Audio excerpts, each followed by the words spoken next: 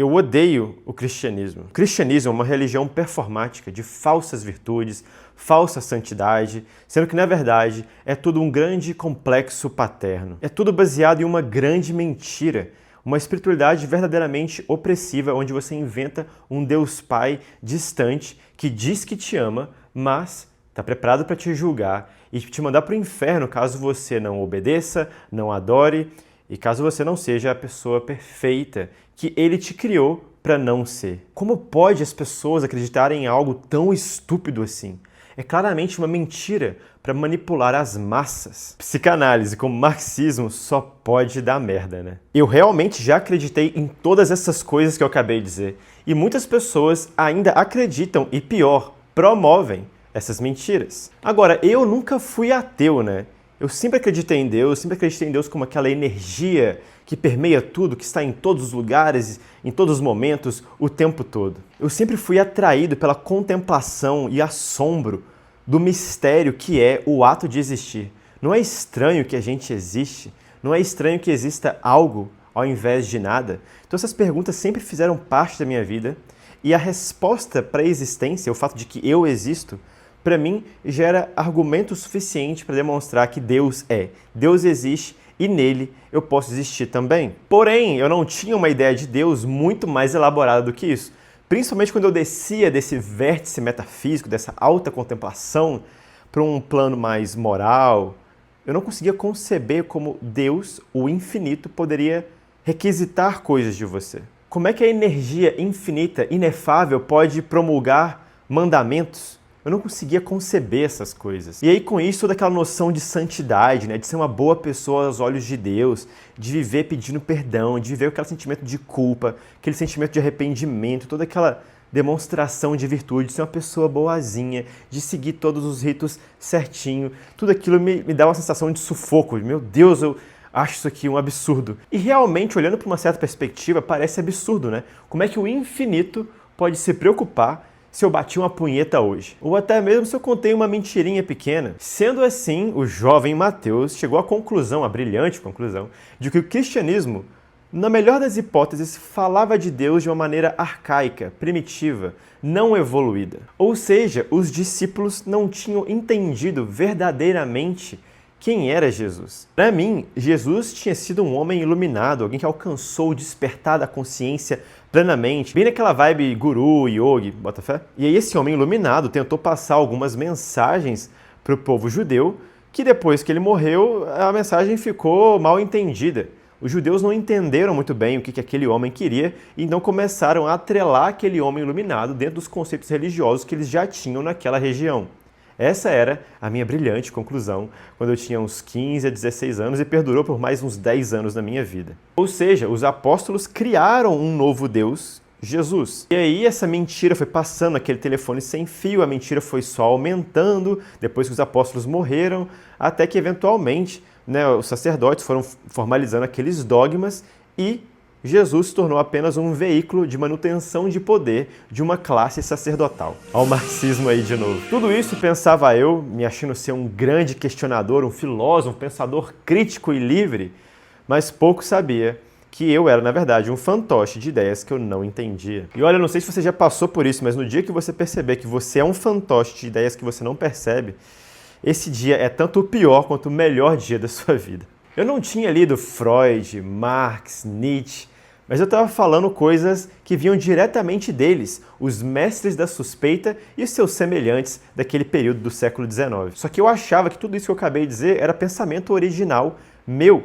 E assim, eu nem lembro mais como é que eu cheguei naquelas conclusões. Assim, é a vida acontecendo, a cultura vai te formando. Aos meus 16 anos, eu já me achava um filósofo muito profundo, sem nunca ter lido um livro de filosofia, a não ser que Código da Vinci conte. E eu acho que eu tinha essa impressão porque dentro do meu círculo de amigos eu era o único que tinha esses interesses e pensava fora da caixa. São os devaneios da adolescência. O jovem se leva a sério demais ou fase arregaçada da vida, não é mesmo? O que eu quero te mostrar de agora até o final desse vídeo é que um dos principais motivos pelos quais eu, talvez você e certamente muitas pessoas repetem religiosamente uma ladainha anticristã que não entendem, esse motivo se encontra na Alemanha no século XIX, onde ideias foram geradas e ideias têm consequências. Cara, a Alemanha no século XIX foi um antro de tanta bigodagem filosófica que quando você entende a história do que estava acontecendo na Alemanha no século XIX, você vai deixar de ficar surpreso pelo que aconteceu na Alemanha no século XX. O que talvez te surpreenda é que Nietzsche, sendo um desses autores alemães do século XIX, na verdade estava certo sobre muita coisa do que ele disse sobre o cristianismo. E o engraçado é que ele conseguiu estar certo sobre muita coisa, mesmo estando errado sobre basicamente tudo. Nietzsche, cara, ele tem essa capacidade de estar errado de formas brilhantes. Então vamos lá, basicamente toda a obra de Nietzsche, eu tenho aqui só alguns exemplos, obviamente tem muito mais do que isso, tem inclusive guardado lá. Toda a obra de Nietzsche é um ataque furioso, iconoclasta contra a tradição cristã, bíblica, né? E a filosofia grega, filosofia clássica, que é o que forma a cultura ocidental. Nietzsche quer romper com tudo isso e ele aponta para um surgimento de uma nova aurora, novos tempos, uma nova era.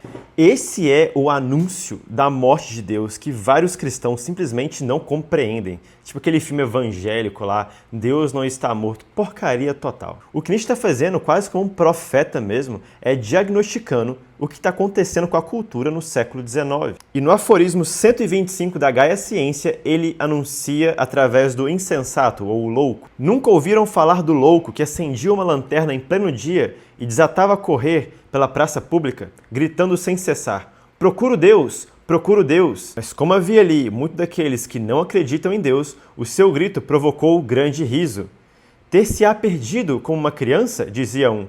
Estará escondido? Terá medo de nós? Terá embarcado? Terá emigrado? Assim gritavam e riam, todos ao mesmo tempo.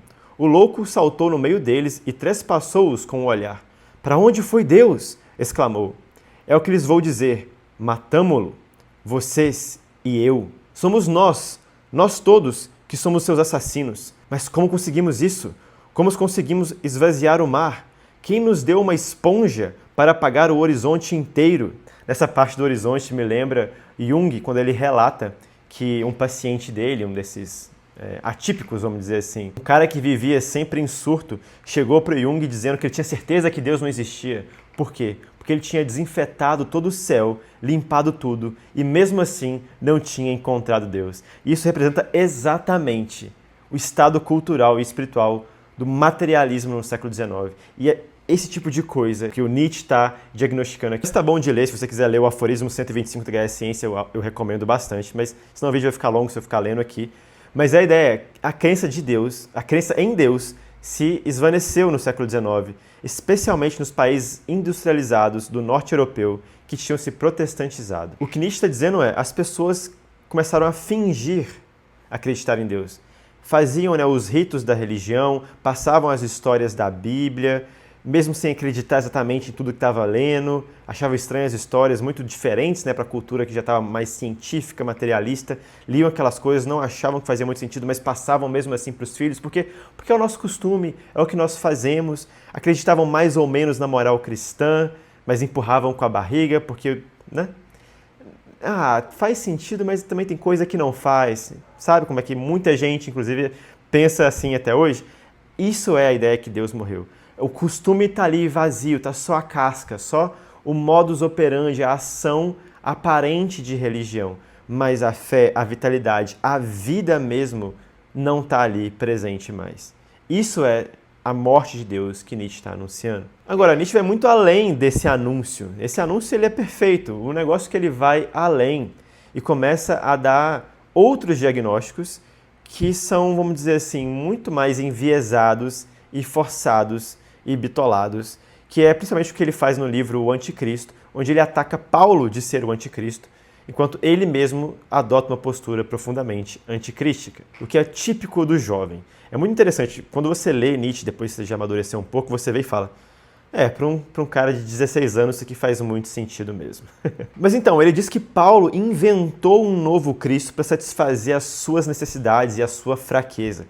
Ele que foi o apóstolo que não conheceu de verdade o Cristo, começou a maquiar, a inventar um novo personagem para encaixar na religião judaica. Para Nietzsche, Cristo foi o super-homem, que é esse conceito nietzschiano daquele humano livre, que transvalora todos os valores, que vive além do bem e do mal. Para Nietzsche, Cristo foi mais essa figura que depois foi adaptada para ir caber dentro da religião. E olha que curioso, né? Ver como é que isso não encaixa muito bem dentro da visão do jovem místico que eu mesmo tinha do que era Jesus, como esse ser iluminado que depois foi transformado em outra coisa. Agora, nunca pergunte ao Nietzsche de onde ele está tirando essas coisas, porque ele está sempre tirando essas paradas do chapéu. Porque pensa bem, se Paulo está inventando um Cristo, logo, o Cristo que nós temos é o Cristo de Paulo. Se o Cristo que nós temos é o Cristo de Paulo, como é que Nietzsche pode afirmar, então, que ele sabe quem foi o verdadeiro Cristo, que ele foi o super-homem, se tudo que temos é o Cristo de Paulo? Como ele sabe que houve distorção, se tudo que ele tem é o exemplar que ele já declarou que é falso? Então, como é que ele sabe que é falso? Nunca pergunte ou questione a lógica dos alemães do século XIX. Eles não gostam nem conseguem se sustentar. Só que, curiosamente, isso é mais um brilhantismo de Nietzsche através do seu erro. Porque, de fato, a morte de Deus se deu sim através de Paulo. Só que uma má interpretação de Paulo. O Paulo protestantizado. E lembre-se, o cristianismo com o qual Nietzsche estava interagindo diretamente era o luteranismo do século XIX. A leitura protestante de Paulo coloca o apóstolo em completa contradição com Cristo. Um exemplo simples. Cristo diz diversas vezes ao longo de todo o evangelho que para ganhar o reino dos céus é preciso agir. Nada sobre merecimento, não estou falando sobre merecimento, estou falando sobre ação. Ter fé e agir a vida prática é uma coisa só. Quem me ama, cumpre os meus mandamentos. Quem me ama, age como eu ajo. E quem não age como ele age, choro e ranger de dentes. Ou seja, qualquer interpretação de Paulo, quando ele está falando da fé e do aspecto salvífico da fé, deve ser lido através do Cristo. E não ler o Cristo através de Paulo, mas ler Paulo através do Cristo. É o Cristo que é o centro da fé, não Paulo. Por mais que Paulo esteja, sim, de acordo com Cristo. Mas quando você começa a colocar algumas premissas estranhas dentro de Paulo, aí você vai colocar ele em contradição com Cristo. Mas se você pegar o que tem de Cristo e ler Paulo, ele vai fazer sentido. Mas o contrário não acontece. E para deixar claro para você, eu estou me referindo, às premissas sola fide, a ideia de que só a fé salva. Sendo que, obviamente, separar a fé de obras é como tentar separar a luz e o calor da luz. Você pode separar isso só no discurso, com duas palavras diferentes. Mas na concretude da vida, a luz e o calor da luz são a mesma coisa. Sabe? A luz, o brilho da luz e o calor da luz são a mesma coisa, assim como a fé e as obras são a mesma coisa na prática, na concretude da vida vivida. Ou seja, Nietzsche acertou errando. A morte de Deus e a descoisificação do cristianismo e até do Cristo passa sim por Paulo, mas não o Paulo, São Paulo, o Paulo descoisificado, o Paulo inventado, sobre o qual foram imprimidas doutrinas teológicas e filosóficas sem justificativa alguma e que suprimiram a plenitude da fé. E aí fica fácil entender por que é que Deus morre na Europa, principalmente na Europa do Norte, nos países industrializados, protestantes. Porque houve essa separação entre a vida prática e a religião, entre a vida política e a religião, entre a fé e as obras. Há uma relação de desencarnamento, se essa é uma palavra, ou desencarnação, ou desencarne, não sei qual é a palavra certa aqui agora. Mas a ideia de ruptura entre coisas que devem estar juntas, como fé e razão, fé e a ação. Há uma separação entre agora a política, que tem os seus modus operandi específicos de uma sociedade secular, e a fé como aquilo que vai levar a sua alma para o céu e aquilo que você faz para viver a sua vida aqui na Terra. Existe uma separação cada vez maior entre essas duas áreas. Isso acontece após a Revolução Protestante, que vai desembocar no luteranismo do século XIX, que Nietzsche está analisando que, bem, Deus morreu. E é por isso que eu digo que Nietzsche erra brilhantemente, porque ele não está reagindo, estranhamente, ele não está reagindo ao cristianismo. Dá para se argumentar que Nietzsche está fazendo constantemente uma falácia, mas é uma falácia que toca em algo real do tempo dele, toca no protestantismo do tempo dele. Porém, nada do que ele fala sequer arranha o cristianismo ortodoxo. Porque no século XIX, assim como hoje, estava no auge da descoisificação do cristianismo, de um cristianismo que se tornou apenas sobre escapar dessa vida. O que vai acontecer comigo depois, sobre a vida que vai vir depois, e que nada tem a ver, de fato, com as coisas que eu vivo aqui, agora. Então eu vivo essa vida buscando me arrepender, nesse sentido da culpa, nesse sentido da amargura, nesse sentido de negar a vida, negar o corpo, negar as coisas boas da criação de Deus, para conseguir ganhar uma vida depois. Sendo que a ortodoxia cristã, claro que o depois tem tudo a ver, só que não dessa forma racionalizada, estranha, porque o depois, ele apenas revela a plenitude do que acontece desde agora. Porque afinal de contas, que horas que é lá no céu? A eternidade é sempre agora. Nós, humanos, somos feitos para a eternidade, e a eternidade começa agora, começa com a criação de Deus, que é boa, a natureza, que é boa, o corpo, que é bom, afinal de contas, a ressurreição é do corpo. Entende? Então tem toda uma outra lógica que se aplica, que começa a revitalizar esse cristianismo, e que é estranhamente mais parecido com a proposta de Nietzsche, obviamente não no seu extremo, né, de viver além do bem e do mal. Isso aí tem todo um outro vídeo para falar disso, mas a ideia de que Nietzsche está propondo uma vida mais intensa, com amor à terra, com amor à vida, e ele está opondo o cristianismo a isso. O que é estranho, porque o cristianismo é isso, da forma mais plena possível. Mas eu entendo, e a gente pode entender, que no século XIX não era essa a retórica do cristianismo, especialmente o cristianismo com o qual ele estava interagindo. O cristianismo tinha se tornado apenas uma porta para o que vai vir depois, e não a plenitude da vida no agora. Mas para que esse vídeo não pareça só um ataque, né, ao protestantismo, estou falando muito mal do protestantismo aqui, eu sei que muito do que acontece hoje de descoisificação do cristianismo também acontece dentro da Igreja Católica. Né? Temos várias doutrinas aí que buscam desmistificar, vamos dizer assim, o cristianismo, para dar uma socializada na fé, para buscar suprimir, aí nesse sentido, afirmar a vida terrena de uma forma que já limita a imanência e não aponta para a transcendência, que é uma compensação exagerada para o lado materialista, né? Saindo do espiritualismo exagerado para ir para um lado materialista exagerado. Há uma descoisificação e uma fuga da ortodoxia para todos os lados do cristianismo.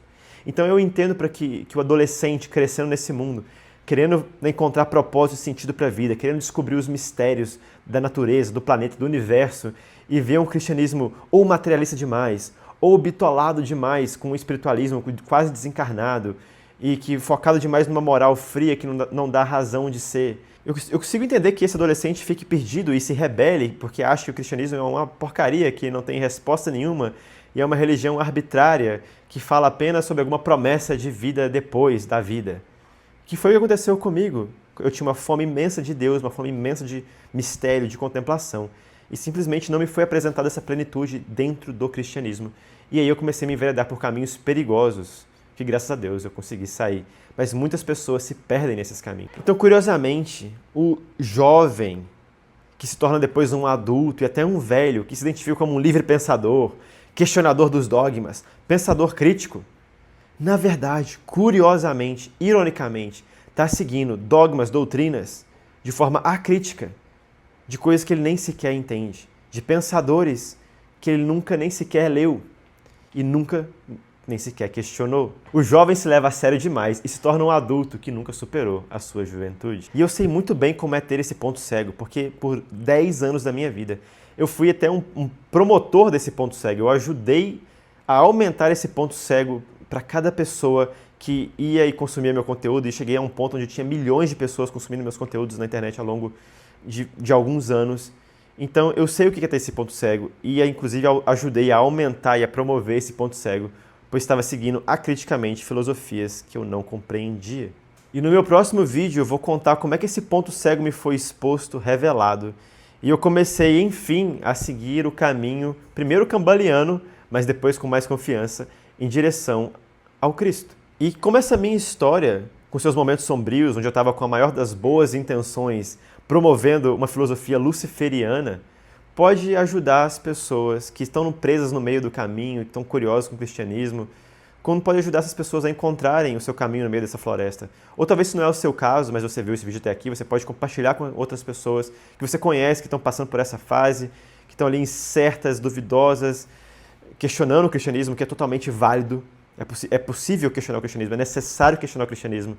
E é assim que a gente vê como é que o cristianismo é a única coisa que se sustenta quando você bate e atira de todos os lados. Eu vou mostrar no próximo vídeo como é que eu fui do Cristo, do Nietzsche, né, o super-homem, ou o guru iluminado do New Age, e que também misturava elementos do Cristo inventado pela religião para manter ali um certo controle da classe clerical. Como é que eu saí desse pântano cultural, desse pântano ideológico, para encontrar o Cristo segundo a tradição apostólica, a segunda pessoa da Trindade, o Filho unigênito de Deus, o Logos encarnado. Já me segue aí e ativa as notificações para você não perder o próximo vídeo. Um grande abraço, fica com Deus e até a próxima.